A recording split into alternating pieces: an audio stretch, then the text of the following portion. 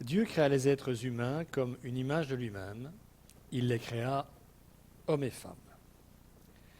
Puisque dans sa sagesse et son amour, Dieu a créé son image humaine sous les traits d'homme et de femme, il va falloir que nous parlions de sexe, puisque différence entre hommes et femmes, il y a. Tentons pour commencer de définir l'ensemble du spectre que recouvre le mot sexe. Le terme sexe et ses dérivés viennent du latin secare, qui signifie couper, comme dans section ou sécateur. La sexualité est donc la coupure, la ligne de démarcation qui partage en deux le monde du vivant, entre le sexe mâle ou masculin et le sexe femelle ou féminin. Prennent également le nom de sexe les attributs sexuels masculins et féminins qui les différencient. L'individu sexué possède un sexe qui est partie de son corps et qui constitue un organe parmi ses organes. Comme les deux sexes jouent chacun leur rôle dans la reproduction en s'unissant, les mots sexe et sexualité désignent également la force qui les pousse à s'unir et on parlera alors de la puissance du sexe. Enfin, par un procédé rhétorique, on lie le terme sexe au concept de pratique sexuelle, de mettre en œuvre des facultés sexuelles. Le sexe, c'est avoir des relations sexuelles. En anglais, on dit d'ailleurs to have sex pour parler d'une relation sexuelle avec quelqu'un. Nous l'avons dit la semaine passée, l'homme et la femme ne sont pas des animaux comme ceux créés avant eux dans le récit de la Genèse, mais bien les suzerains désignés par Dieu pour régner en son nom sur la création, même s'il faut relever que les autres espèces créées sont elles aussi sexuées en mâle et femelle.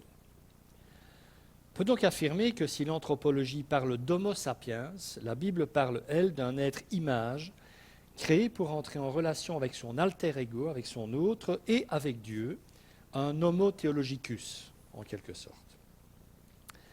C'est là le sens de l'exclusivité donnée par l'homme, par le souffle de vie divin, que l'on retrouve en Genèse 2, verset 7. Le Seigneur prit de la poussière du sol et en façonna un être humain, puis il lui insuffla dans les narines le souffle de vie, et cet être humain devint vivant. L'être humain est donc capable de communion avec les autres, mais aussi et surtout avec Dieu. L'humanité se partage entre individus mâles et femelles et se reproduit par leur union. C'est la génétique qui nous renseigne sur le caractère sexuel primitif, à savoir la paire de chromosomes XX fait le sexe féminin et la paire XY le sexe masculin, mais ça je pense que vous le saviez. Les caractères que les hormones font se dessiner, si le programme s'exécute sans accroc, sont les organes génitaux anatomiquement complémentaires qui permettent l'accouplement et la fécondation. Nous aurons donc tous remarqué que les organes sexuels masculins et féminins sont les seuls anatomiquement compatibles entre eux. Même quand il s'agit de prise électrique, on parle de prise mâle et femelle. Alors si je parle d'accro dans le processus, c'est parce que malheureusement, ceux-ci existent. Il existe des cas extrêmement rares d'enfants qui, à la naissance, présentent un sexe incertain. C'est ce qu'on appelle l'hermaphrodisme. On parle aussi de pseudo-hermaphrodisme, par exemple, pour une fille dotée d'ovaires, de trompes et d'un utérus, mais dont les organes génitaux externes présentent l'apparence masculine. Cette réalité objective de corps incertain doit être distinguée absolument du sentiment d'incertitude qu'éprouvent des personnes qui se ressentent comme filles dans un corps de garçon ou inversement. C'est là le décalage entre la perception psychologique et la réalité physique qui a été théorisé sous le vocable américain gender et traduit ensuite en français par genre. C'est la fameuse théorie du genre. Rappelons donc la donnée objective et biblique, nous naissons de sexe masculin ou féminin. Nous recevons donc notre identité sexuelle à la naissance, mais elle se construit également dans un contexte familial, social et culturel. Nous serons, je pense, tous bien d'accord pour reconnaître qu'une jeune fille élevée en Inde ou au Pakistan ne sera pas la même jeune fille que celle éduquée en Europe. Mais elles restent toutes des jeunes filles. Dire cela et le reconnaître, ce n'est pas pour autant adhérer à la fameuse théorie du genre. Le gender est donc d'abord et au départ un concept théorique et psychologique forgés pour rendre compte du décalage auquel les médecins et les psychologues ont été confrontés chez un petit nombre d'enfants entre sexe biologique et perception psychologique. Notre manière d'être, ou fille ou garçon, homme ou femme, est influencée, comme nous l'avons dit, par le contexte familial, social et culturel, ça c'est incontestable. Et que cette influence, en véhiculant des stéréotypes qui nuisent à la reconnaissance des personnes, soit critiquable, c'est là encore, à mon sens, une évidence. Si je reprends ma comparaison de tout à l'heure, il est clair que la jeune fille pakistanaise risque beaucoup plus d'être enfermée dans certains types de stéréotypes que celle d'Europe, qui sera, elle, influencée par d'autres courants de pensée. Tout ça pour redire avec conviction que l'éducation et la culture peuvent déterminer en partie le type de jeune fille que l'on devient, mais cela ne fait pas d'une jeune fille autre chose qu'une fille. Ce qui cause problème avec la théorie du genre, c'est l'affirmation, sur base de ce concept, que c'est l'éducation et les autres éléments culturels et sociaux, et non la nature, qui déterminent le sexe. C'est à partir de cette théorie que le psychologue John Money a recommandé aux parents d'un petit David castré accidentellement de l'éduquer comme une fille. À son adolescence, il a découvert qu'il n'était pas une fille, mais bien un garçon, contrairement à ce que ses parents lui avaient dit toute sa vie. David a fini, à l'âge adulte, par se suicider. Ce dangereux réductionnisme psychologique qui nie la nature a été critiqué par des psychologues eux-mêmes, tels que le pédopsychiatre Christian Flavini, qui écrit ceci dans un de ses livres. La détermination sociale n'intervient que de manière secondaire, contrairement à ce qu'estime la théorie du genre. Donc la détermination sociale est une réalité, mais elle est secondaire par rapport au sexe anatomique. Le problème du concept de gender, c'est que loin d'être limité à une théorie psychologique ou à l'étude de la différence de traitement entre l'homme et la femme, il est devenu une arme dans un combat idéologique. D'abord utilisé par des féministes pour contester un ordre social considéré comme patriarcal, il a ensuite été poussé à l'extrême par la philosophe américaine Judith Butler, qui en est venue à affirmer que le gender comme orientation sexuelle est indépendant du sexe anatomique. Le genre est indépendant du sexe anatomique. Étant elle-même homosexuelle, elle a utilisé ce concept pour contester l'hétérosexualité vue par elle comme une norme sociale oppressive imposée de l'extérieur. Elle l'a fait dans un but éminemment politique, que les personnes homosexuelles, transsexuelles, etc., qu'en anglais on appelle queer, qui signifie bizarre, soient mieux acceptées dans l'espace public. Au fond, elle affirme qu'il est injuste que ces comportements soient considérés par la société comme contre nature, étant donné que pour elle, il n'y a de nature en matière d'identité sexuelle. Il n'y a que des constructions sociales, les genres qui peuvent varier. Alors Judith Butler ne nie pas qu'il existe un sexe biologique, elle ne pourrait pas, ce serait difficile. Elle affirme une indétermination du genre, ce qui signifie que d'après elle, on ne peut pas vraiment dire ce que c'est qu'être un homme ou une femme. On a qualifié ces affirmations de théorie queer, donc étrange, du genre. Alors si l'on peut comprendre son sentiment d'injustice face au mauvais traitement que subissent des personnes homosexuelles, sa théorie n'en est pas moins fausse et nocive. Fausse car contrairement à ce que cette dame affirme, elle nie bel et bien la réalité des corps sexués. Si on est sexué mâle ou femelle, c'est pour une raison bien précise, entre autres l'accouplement, la reproduction, etc. Et nocive car elle aboutit à une neutralisation de la différence des sexes au profit d'une division de l'humanité entre sexualités. Donc plus entre sexe, homme et femme, mais entre sexualités. Il est extrêmement grave que des idéologues présentent cette théorie d'un sexe entièrement et uniquement construit socialement comme une vérité et prétendent imposer une vision asexuée du monde à des enfants dès leur plus jeune âge. Mais on est là, on en est là. En fait, et je cite ici le docteur et psychologue américain Leonard Sachs, ces tentatives d'éducation neutralisant la différence des sexes produisent en fait l'effet inverse. Elles poussent les adolescents à chercher ailleurs des modèles et à s'identifier à des stéréotypes caricaturaux. hypersexualisation de l'apparence pour les adolescentes et, par exemple, identification des personnages de jeux vidéo violents pour les garçons. Alors c'est une chose de reconnaître le mal-être de certains êtres, qui est bien réel, hein, les mauvais traitements subis par d'autres ou la discrimination faite aux femmes, mais de là à gommer toute référence à la réalité qui porte l'humanité depuis que le monde est monde, il y a un gouffre. Pourtant, de plus en plus de monde le franchit aujourd'hui allègrement, sans penser aux conséquences.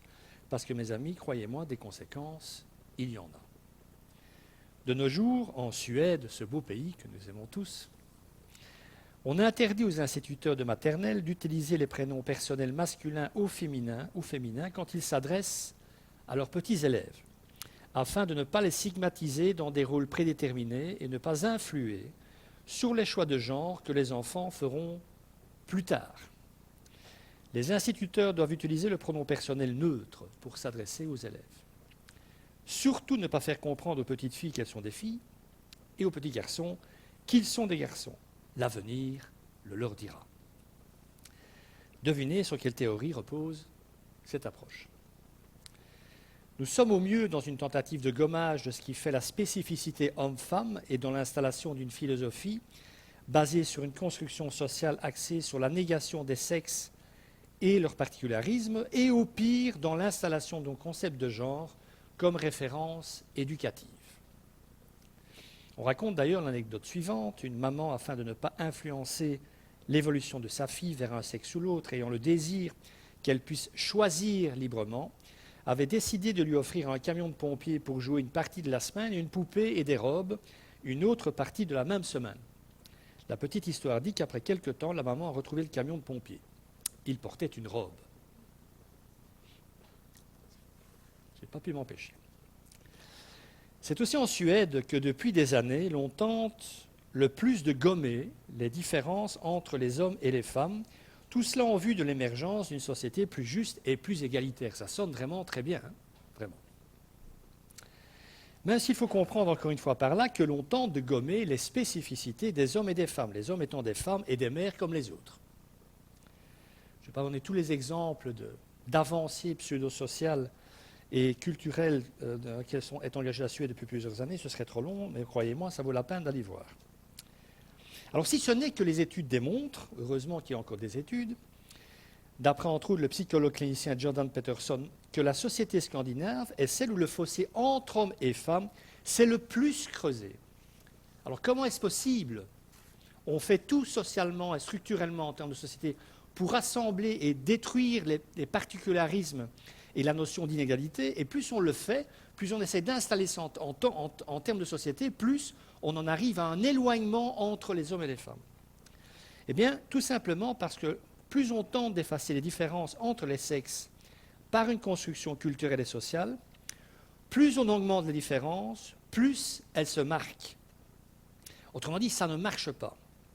Ce qui marche en revanche, c'est la pression sur les épaules des uns et des autres à devenir ce qu'ils ne sont pas, et une ingérence de l'État de plus en plus dans la vie des familles aussi en passant, mais ça vous l'aurez sans doute compris. Donc c'est l'État qui va finir par vous dire ce que vous devez être et comment vous devez élever vos enfants et combien de jours de congé parental vous devrez prendre à la naissance d'un enfant. Voilà. Je plains les PDG en Suède, mais ça c'est secondaire. Une société peut et même doit permettre l'égalité des chances, mais pas à n'importe quel prix, et certainement pas au prix de la nature profonde des choses et des êtres tels qu'ils ont été pensés et voulus par Dieu. Souvenez-vous, l'homme n'appelle le mal bien qu'à son propre détriment. S'il y a par exemple plus d'ingénieurs parmi les hommes et plus d'infirmières parmi les femmes, c'est tout simplement parce que cela est lié à leur être profond, à la différence qui fait qu'un homme n'est pas une femme et vice-versa. Ce que des milliers d'études ont d'ailleurs établi et confirmé depuis des années en mettant en exergue que les hommes étaient naturellement plus portés vers les choses et les femmes plus vers les êtres. Est-ce que ça veut dire qu'il n'y a pas des exceptions? Bien entendu. Mais les exceptions ne peuvent pas faire la norme. Ce qu'une société doit faire, c'est de permettre à des femmes de devenir ingénieurs si elles en ont le désir et les capacités, et à des hommes de devenir infirmiers pour les mêmes raisons. Mais elle ne peut pas tenter d'influer artificiellement sur l'ordonnancement que la nature enseigne et que Dieu a voulu. C'est normal donc qu'il y ait plus d'infirmières femmes et c'est normal qu'il y ait plus d'ingénieurs hommes. Ça n'a donc pas beaucoup de sens d'imposer une parité homme-femme chez les ingénieurs, pas plus que dans le domaine médical.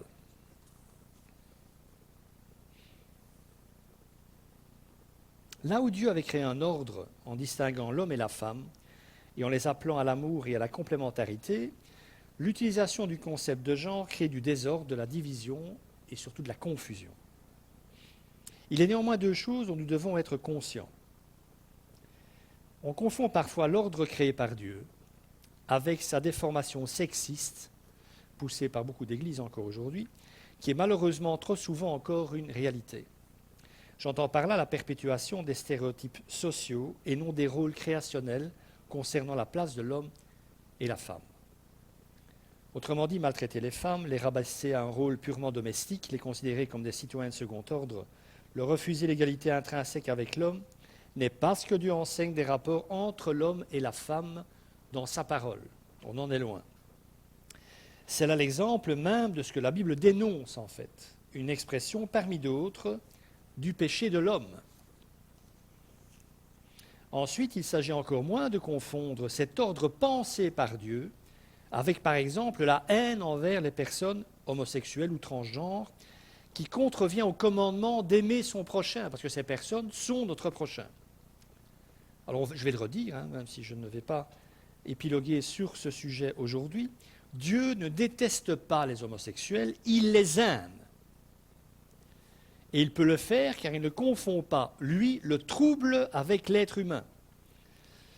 Pour Dieu, il n'y a pas l'homosexualité, il y a des homosexuels qui ne se limitent pas à leurs pratiques sexuelles, même si elles posent problème au Créateur. Les homosexuels sont des pécheurs, comme nous le sommes tous, et personne, et il faut le redire, personne n'ira en enfer si l'enfer existe parce qu'il est homosexuel, pas plus que d'autres iront au paradis parce qu'ils sont hétérosexuels. Je ne vais pas redéfinir les raisons pour lesquelles quelqu'un serait en jugement et quelqu'un d'autre pas. Je pense que vous le savez depuis toutes ces années. Par rapport à ceux qui dévient de l'ordre créé par Dieu, nous avons à nous rappeler que nous sommes tous des déviants au regard de la volonté de Dieu, que Jésus n'est pas venu en ce monde pour les bien portants, mais pour les malades. Son attitude d'amour et d'accueil envers toutes les personnes en marge devrait être et rester notre modèle. Il est notoire qu'il va au-devant d'eux, non pour les juger, ni les conforter dans leur marginalité, il ne leur dit pas que c'est bien, mais pour leur offrir une vie nouvelle, une liberté nouvelle. Jésus est d'ailleurs aussi un modèle de liberté par rapport aux enfermements de tous genres sociaux et rapports traditionnels hommes-femmes. Les disciples ont d'ailleurs été choqués par cette liberté à plus d'une reprise. Quand on lit l'Évangile, on s'en rend compte. Par exemple, quand ils l'ont vu parler avec une femme seule, non juive de surcroît, ce qui était inconcevable dans sa culture. L'Évangile nous dit, l'Évangile de Jean, bien entendu, chapitre 4, nous dit que les disciples étaient étonnés de ce qu'il parlait avec une femme. Donc Jésus aussi, de temps en temps, il brise les stéréotypes sociaux. Ils n'ont considéré la femme samaritaine, puisque c'est d'elle dont il s'agit, que selon son genre, son sexe, et la place que cette femme occupait dans leur culture. Les genres féminins et masculins sont une création de Dieu qui se manifeste dans l'apparence biologique des sexes, mais quant à leur construction sociale au sein des sociétés, prenons garde de ne pas stigmatiser ou réduire le champ des possibles au nom d'une pseudo-volonté de Dieu. Par exemple, la volonté de Dieu, encore une fois, ce serait que les femmes restent dans leur cuisine à taper dans leur casserole. Cette femme samaritaine était d'abord un être humain, aimé de Dieu et de Jésus, avant d'être le stéréotype féminin de son époque.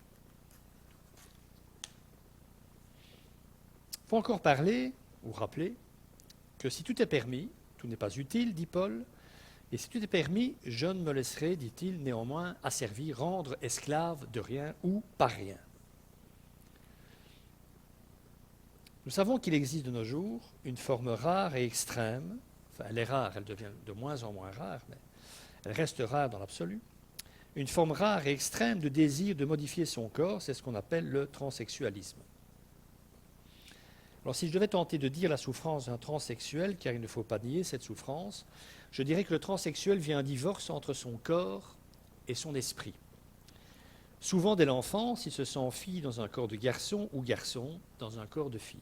Ce corps devenant dès lors pour lui une prison dont il faut se libérer.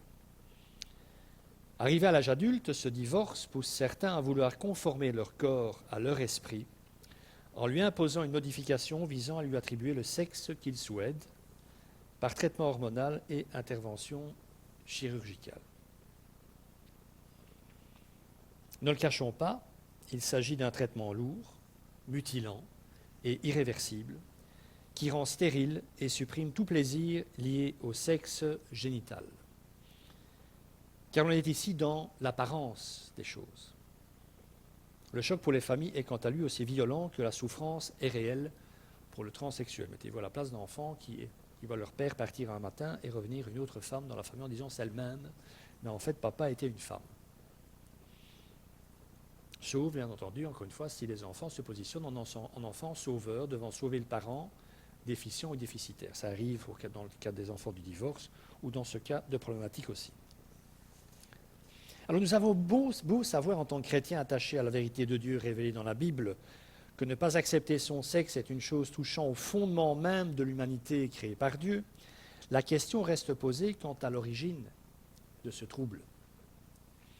Alors, je n'ai ni les compétences ni la prétention d'être exhaustif sur le sujet, je vais me contenter d'en donner certaines explications qui, dans l'absolu, n'engagent que leurs auteurs. Je ne dis pas qu'ils ont raison. Je vous livre pêle-mêle quelques réflexions sur le sujet. Le psychanalyste Robert Stoller suppose que pour le garçon, le plus souvent il s'agit de garçons, ce désir prend son origine dans un lien fusionnel avec la mère. Le transsexuel primaire aurait vécu, je cite, une relation symbiotique trop gratifiante avec sa mère. Nous serions donc en présence d'une sorte de nostalgie d'un paradis perdu. Pour la fille, il s'agirait en revanche d'une forme d'homosexualité et de l'effet d'un traumatisme inconscient. Pour la théologienne britannique Elizabeth Moberly, mais elle est théologienne, l'origine du désir de changer de sexe est la rupture traumatique avec le parent du même sexe qui empêche l'identification sexuelle. Si elle a raison, on est vraiment très très mal. Elle voit dans le désir de changer de sexe la recherche de l'amour du parent manquant, ce qui fait que le premier problème éthique et psychologique du changement de sexe par un acte chirurgical, c'est qu'il ne guérit pas, et je cite, l'enfant qui pleure. Ça ne change rien à la souffrance de la personne qui passe par cette transformation, du moins d'après elle. Donc, la chirurgie ne guérit pas l'enfant qui pleure. Alors il faut quand même bien dire, on peut être d'accord ou pas avec ce qu'elle dit, mais il faut quand même reconnaître que pour être souvent plébiscité, il semblerait en effet que la chirurgie ne soit pas toujours satisfaisante. Nancy Verhelst était née fille dans une famille belge qui comptait déjà 3 garçons et qui en désirait un 4e. Rejetée par ses parents, elle a recours à 47 ans à la chirurgie pour être transformée en homme. Insatisfaite des effets obtenus, elle a demandé aux médecins de l'euthanasier, ce qu'ils ont accepté au motif que sa souffrance psychique était insupportable, ce qui situe donc cette personne dans le cadre de la loi belge sur l'euthanasie. Elle a donc demandé le suicide assisté ou l'euthanasie. Alors, il est bien entendu évident que tous les transsexuels opérés n'en arrivent pas là. D'après la psychiatre française Nadine Graffey, 95% des 100 premiers transsexuels opérés en France se sont déclarés très satisfaits sur le plan psychologique, en tout cas. Il n'empêche que cette même psychiatre se pose la question du détournement éthique de la médecine dans ce cas-là. Et je la cite, « Quand la médecine se substitue au créateur, cela nous renvoie aux limites. Jusqu'où peut-on aller ?» Elle fait cependant le constat d'une incapacité actuelle à traiter le problème autrement pour des personnes résistantes à toute psychothérapie. Tous les transsexuels ne sont pas réceptifs à une psychothérapie traditionnelle. Elle précise encore, les transsexuels qui ont recours au seul travail psychothérapeutique restent revendicateurs, insatisfaits, interrompent le suivi, ont recours à de multiples mutilations, à des actes illégaux et asociaux et à des tentatives de suicide. en souffrance, insatisfait et suicidaire. N'est-ce pas là une définition parmi d'autres de l'homme livré au mal et au péché? Car nous nous devons de regarder la réalité en face. Le désir de ces transsexuels, s'il vient interpeller la médecine, la psychologie et la société, vient également interpeller notre foi. Le Dieu créateur se serait-il trompé en réunissant des corps masculins et des âmes féminines ou l'inverse? Que devons-nous faire de cette notion de ressenti psychologique? Je me sens, je ressens que je suis une femme dans un corps d'homme ou un homme dans un corps de femme. Tout ce que je ressens, pour réel que puisse être ce ressenti, est-il toujours juste?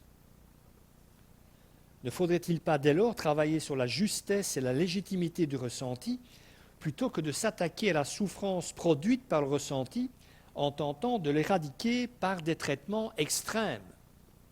Faut-il supprimer tout ce qui fait mal sous prétexte que ça fait mal? La souffrance porte souvent à notre attention la réalité d'un problème, mais allons-nous nous contenter de ne traiter que le symptôme, à savoir la souffrance? Puis que faire aussi de la notion de gérance créationnelle confiée à l'homme? Nous sommes des gérants. N'ai-je pas une certaine liberté dans cette gérance, y compris par rapport à mon corps? Certainement. Ça, je pense qu'on peut l'affirmer. Nous ne sommes pas des robots, mais à une condition. Que cela ne s'éloigne pas du cadre voulu par Dieu. Ça, c'est la limite. Un changement de sexe, nier sa volonté de m'avoir fait homme ou femme, c'est, malgré toute la souffrance de ces personnes, sortir du cadre voulu par Dieu. Certains d'entre vous se rappellent peut-être, à mon avis vous en rappelez, Sy Rogers. Il était transgenre et se dirigeait vers l'hôpital où il devait se faire opérer pour devenir enfin une femme. En route, il allume la radio et tombe sur l'interview d'un pasteur et sans trop savoir pourquoi, dit-il, il dépasse l'hôpital et se rend dans l'église de ce pasteur. Là, il est accueilli par la communauté en tant que femme et sous le prénom féminin qu'il portait depuis des années. Alors ça, il sait que le pasteur et les membres de la communauté ne sont pas dupes, ils savent bien qu'il est un homme, mais ils l'accueillent tel qu'il est ou pense être. Alors il a fallu du temps, bien entendu, un accompagnement, beaucoup d'amour aussi et une conversion profonde pour que quelques années plus tard, Sy puisse faire la paix avec son sexe biologique, se marier et devenir le père de 2 filles. Comme notre Seigneur est un Dieu qui se sert parfois de la souffrance pour en tirer du bien, Sy a exercé par la suite un ministère pastoral à Singapour où il traitait en particulier, comme c'est étrange, les problèmes d'ordre sexuel. Alors, à titre personnel, je n'oublierai jamais l'enseignement qu'il a donné à Bruxelles au début des années 90. Il nous avait expliqué, entre autres, combien une approche biblique de sa problématique lui avait permis de comprendre l'origine de son mal-être. Un rapport désastreux à son père. Dès lors, il ne voulait plus être porteur du sexe de ce père. Je résume. Il a rejoint la maison de son Père céleste depuis peu, à l'âge de 64 ans, et je remercie notre Seigneur pour sa vie et son ministère auprès de tous ces gens en souffrance. Le cas de Sy et de tant d'autres de nos jours doivent, je pense, nous faire réfléchir.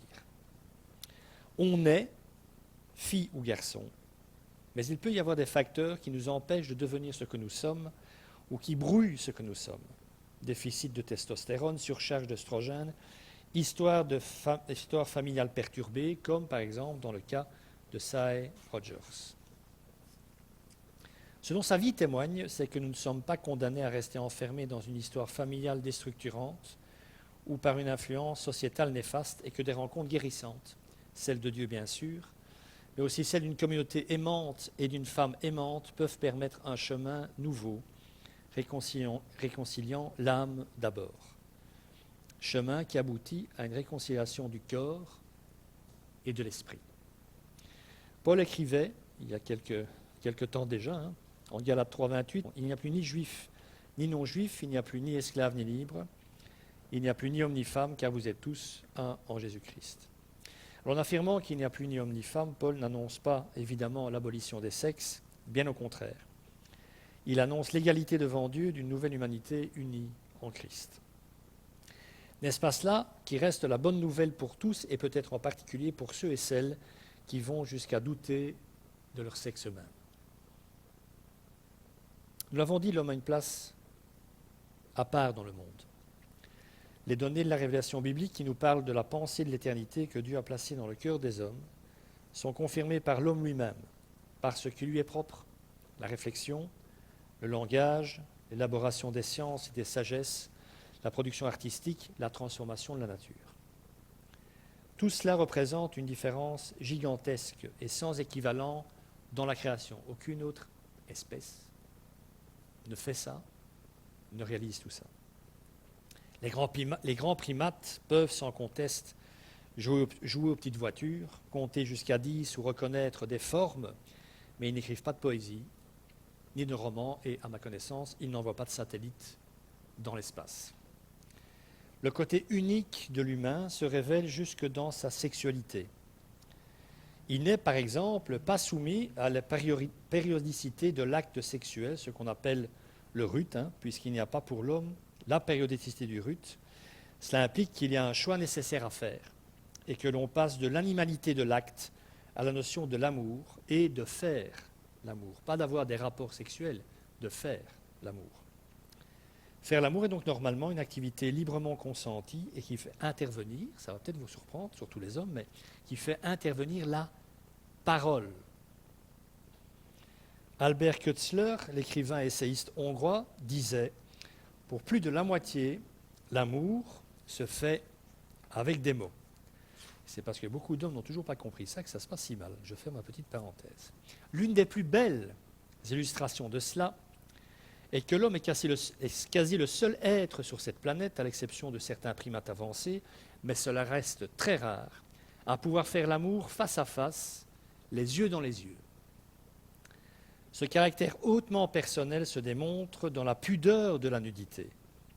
La nudité étant réservée à un être unique. On ne se met pas tout nu devant tout le monde, normalement, même si certains aiment bien passer leurs vacances comme ça. Cette pudeur est inconnue chez l'animal. C'est d'ailleurs parce que j'ai conscience que je suis un sujet exposé au regard de l'autre que je suis gêné de m'exposer. Seule l'alliance librement consentie entre deux êtres permet cet heureux dévoilement de ce que l'autre a de plus précieux et le don de soi total et unique. Le propre de la sexualité humaine accomplie, c'est la compénétration entière du charnel et du spirituel. Le fait que l'homme et la femme sont imbriqués l'un dans l'autre, influencés l'un par l'autre. Comme le disait Céline dans son roman Voyage au bout de la nuit, l'amour, c'est l'infini mis à portée des caniches. Alors on peut, malgré le cynisme de ces mots, y déceler une vérité profonde. Dans ce moment de l'acte donc, qu'on pourrait croire uniquement biologique, c'est en fait la sensibilité au beau, au vrai, au bien, c'est la capacité pour l'infini qui se concrétise, parce que c'est Dieu qui a voulu ça. Mais en même temps, le poème de l'amoureux, aussi sublime soit-il, n'aurait jamais été composé sans hormones, sans doute. La pleine satisfaction sexuelle est plus haute et bien plus entière que la simple satisfaction érotique ou charnelle. Le plaisir sexuel n'est vraiment un accroissement de l'être, il n'est une source de joie véritable que lorsqu'il a cessé d'être partiel, aberrant, lorsqu'il s'est élevé jusqu'à l'amour capable de tendresse et d'altruisme, lorsqu'il s'est accordé dans un équilibre psychique durable avec les autres aspirations de l'individu. Le rapport sexuel ne peut exister seul et pour lui-même, car il est pensé par le Créateur comme acte de liberté et de dépendance à la fois, comme union de deux êtres uniques et exclusifs l'un pour l'autre. Faire l'amour, c'est se dire l'un à l'autre, Dieu t'a donné à moi et à personne d'autre, et je t'aimerai au travers de toutes les petites choses de la vie, comme une promesse de Dieu, une manifestation de sa présence. Que le Seigneur bénisse sa parole. Amen.